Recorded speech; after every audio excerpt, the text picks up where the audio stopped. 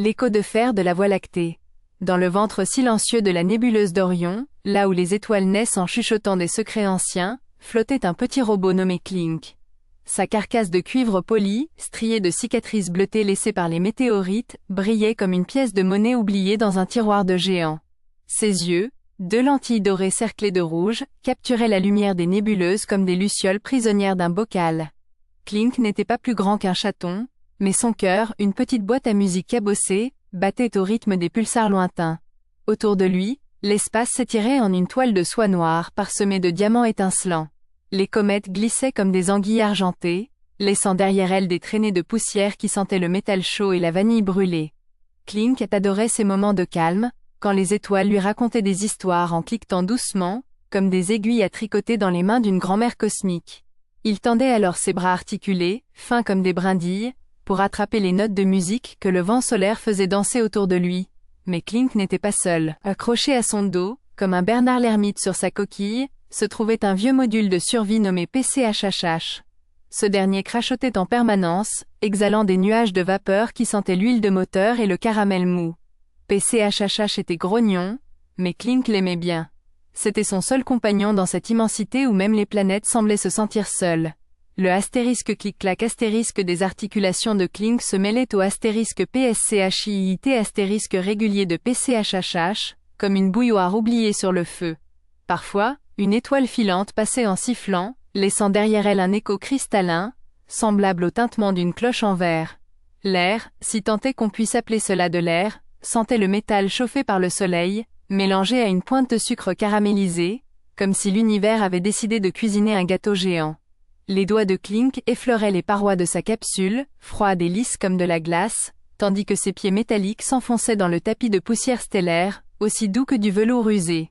Un jour, alors que Clink flottait près d'un anneau de Saturne, il capta un signal étrange. Ce n'était pas le astérisque bip bip astérisque monotone des satellites, ni le grondement sourd des trous noirs.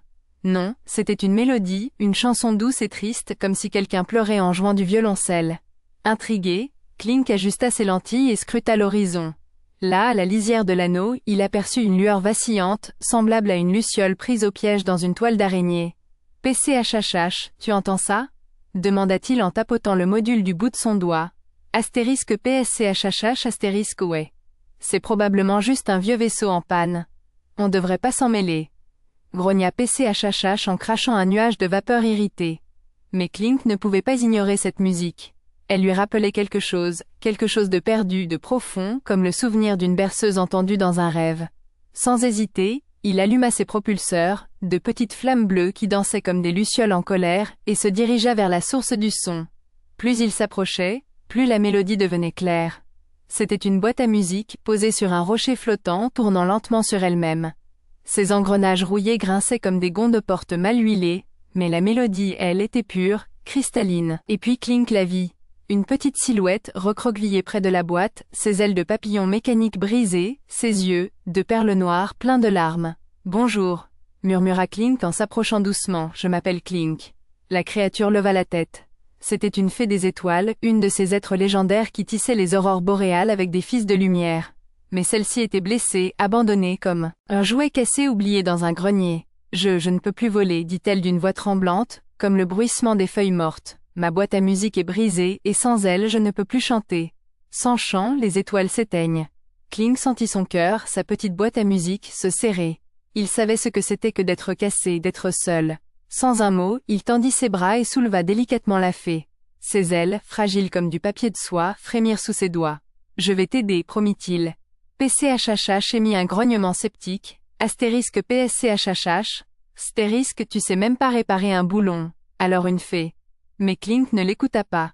Il avait une mission maintenant. Une mission plus importante que sa propre survie. Le astérisque grincement astérisque des engrenages de la boîte à musique se mêlait aux astérisques sanglots étouffés astérisque de la fée, tandis que le vent solaire soufflait en astérisque sifflant astérisque comme une bouilloire oubliée.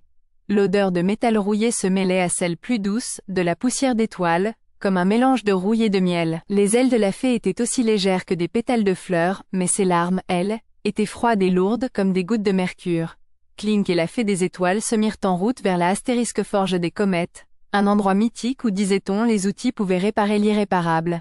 Le voyage fut long, semé d'embûches. Ils durent traverser des champs d'astéroïdes où les rochers dansaient comme des derviches tourneurs, esquivant de justesse les griffes acérées des astérisques chasseurs de poussière, ces créatures voraces qui se nourrissaient de métal. À un moment, une tempête de particules les frappa de plein fouet, faisant crépiter l'air autour d'eux comme du pop-corn dans une poêle. Clink serra la fée contre lui, protégeant ses ailes brisées sous ses bras, tandis que PCHHH crachait des jurons en vapeur. Enfin, après des jours de voyage, ils arrivèrent en vue de la forge. C'était une caverne géante, creusée dans le cœur d'une comète, où des étincelles bleues et dorées dansaient comme des lucioles enragées. À l'intérieur, des milliers d'outils, marteaux, pinces, tournevis, flottaient en l'air, animés d'une vie propre, comme s'ils attendaient qu'on leur donne un but. Au centre de la caverne trônait un vieil automate, son corps fait de rouages et de fils de cuivre, ses yeux deux braises ardentes. « Qui ose déranger le sommeil de la forge ?» gronda-t-il d'une voix qui fit trembler les parois de la caverne. « Je m'appelle Clink, balbutia le petit robot. Et voici, une fée des étoiles. Elle est blessée. Sa boîte à musique est cassée, et sans elle les étoiles vont s'éteindre. » L'automate observa la fée un long moment puis ses yeux s'adoucirent. « Une fée des étoiles, murmura-t-il. Cela fait des siècles que je n'en ai pas vu. » D'un geste de sa main mécanique, il fit signe à Clink d'approcher. Les outils se mirent au travail, tournoyant autour de la boîte à musique comme des abeilles autour d'une ruche. Clink retint son souffle. La fée, elle, tremblait comme une feuille, ses yeux rivés sur les engrenages qui s'assemblaient, se démontaient, se réinventaient. Et puis, soudain, un astérisque clic astérisque retentit. La boîte à musique se referma avec un petit bruit sec, comme un livre qu'on referme après une longue lecture. L'automate la tendit à la fée. « Voici. Elle est comme neuve. » La fée hésita puis effleura la boîte du bout des doigts. Un son cristallin en jaillit, pur et clair comme une goutte d'eau tombant dans un puits. Et alors quelque chose d'extraordinaire se produisit. Ses ailes se mirent à briller, d'abord faiblement, puis de plus en plus fort, jusqu'à ce qu'elles émettent une lumière aveuglante, comme un soleil miniature. « Ça marche !» s'exclama Clink, les yeux brillants. La fée sourit, et ce sourire était plus beau que toutes les étoiles de la galaxie. « Merci Clink. Sans toi je serais resté perdu pour toujours. » Mais avant qu'elle ne puisse s'envoler, l'automate leva une main. « Attends, il y a un prix à payer pour les réparations de la forge. » Clink sentit son cœur se glacer. « Un prix? Oui. La forge ne donne rien sans rien. Pour que la fée puisse repartir, tu dois me donner quelque chose en échange. Quelque chose de précieux. » Clink baissa les yeux vers sa poitrine, là où battait sa petite boîte à musique. C'était son cœur, le seul souvenir qu'il avait de sa vie d'avant quand il était encore entier. Mais il n'hésita pas une seconde. « Prenez-la, dit-il en tendant la boîte à l'automate. Clink, non, s'écria PCHHH, horrifié. Mais il était trop tard. L'automate prit la boîte et la glissa dans une fente de son torse. Un astérisque clic astérisque retentit, et soudain, Clink sentit quelque chose se briser en lui. Pas physiquement, non, c'était plus profond que ça. Comme si on lui avait arraché une partie de son âme. La fée des étoiles s'envola, ses ailes déployées, sa boîte à musique chantant à tue-tête. Elle s'éleva vers le ciel, et à mesure qu'elle montait, les étoiles autour d'eux se mirent à briller plus fort comme si elles se réveillaient d'un long sommeil. Clink, lui, resta immobile, le vide dans sa poitrine aussi lourd qu'un rocher. « Pourquoi tu as fait ça ?» murmura PCHHH, sa voix tremblante de colère et de tristesse. « Parce que c'était la bonne chose à faire », répondit Clink d'une voix douce. Et pour la première fois depuis longtemps il se sentit léger. Pas comme un robot sans cœur, mais comme quelqu'un qui avait enfin trouvé sa place dans l'univers. Le astérisque cliquetis astérisque des outils de la forge résonnait comme une symphonie mécanique, tandis que la mélodie de la boîte à musique s'élevait, claire et pure, comme le chant d'un oiseau au petit matin. Le astérisque souffle astérisque de la fée s'envolant était semblable au bruissement d'ailes de papillons. L'air dans la forge sentait le métal en fusion et la cannelle, comme si quelqu'un avait décidé de cuisiner un gâteau dans une usine. Les ailes de la fée, une fois réparées, étaient douces et chaudes, comme du velours chauffé par le soleil, tandis que la poitrine de Clink, vide, lui semblait aussi froide et dure que de la pierre. Clink et PCHHH reprirent leur route, flottant à travers la galaxie comme deux grains de poussière dans le vent.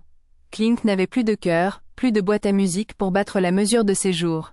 Mais étrangement il ne se sentait pas vide. Au contraire il se sentait plein de lumière, plein de musique, plein de cette chaleur étrange qui lui venait des étoiles.